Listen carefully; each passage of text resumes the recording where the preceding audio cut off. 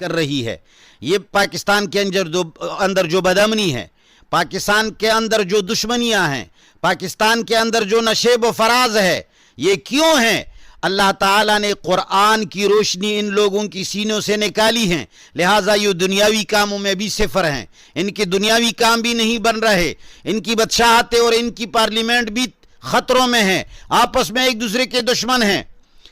او کصیب من السماء فیہ ظلمات ورعد وبرق. دوسری مثال کے اندر اللہ نے یہی بیان فرمایا کہ یہ قرآن جو نازل ہو رہا ہے، یہ قرآن کے اندر جو ظلمات، رعد اور برق ہے، اس میں جو ایٹم بمز ہیں جو سنائے جاتے ہیں، گرائے جاتے ہیں، جب یہ قرآن بیان کیا جاتا ہے تو یہ اپنوں کو بھی کہتا ہے کہ تو بھی مشرک ہے، اپنے استاد کے سامنے غلام بن کے بیٹھا ہے، تو بھی اپنے استاد کے سامنے حق نہیں بول سکتا ہے، اپنی امیر کے سامنے حق نہیں بول سکتا ہے. تو یہ ان کو اندھیرا نظر لگتا ہے، یہ ان کو رعد اور برق لگتا ہے. تو اللہ فرماتے ہیں کہ ایسی باتوں سے یہ لوگ اپنی کانوں میں انگلیاں ٹونستے ہیں، ان سے آنکھیں بند کرتے ہیں. اللہ فرماتے ہیں مگر میں ان کو چھوڑوں گا نہیں. ایسے لوگوں، ایسے کافروں کو میں گھیرنے والا ہوں، اور میں کر سکتا ہوں کہ ان کی آنکھیں اور ان کی بینائی اور ان کی سنوائی کی طاقت کو اٹھا لوں، اور یہ ایسا رہ جائے کہ نہ کچھ دیکھے نہ کچھ سنے.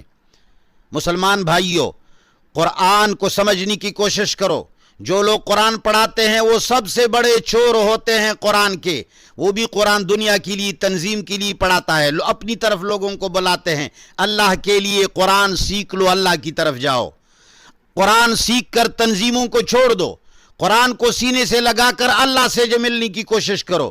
یہ نہیں کہ قرآن کو سینے سے لگا کر میری طرف آؤ، قرآن کو سینے سے لگا کر مجھے امیر تسلیم کرو، قرآن کو سینے سے لگا کر مجھے چندہ دو، قرآن کو سینے سے لگا کر مجھے خوشیاں دو. نہیں، قرآن کو سینے سے لگا کر مجھے چھوڑ دو. قرآن کو سینے سے لگا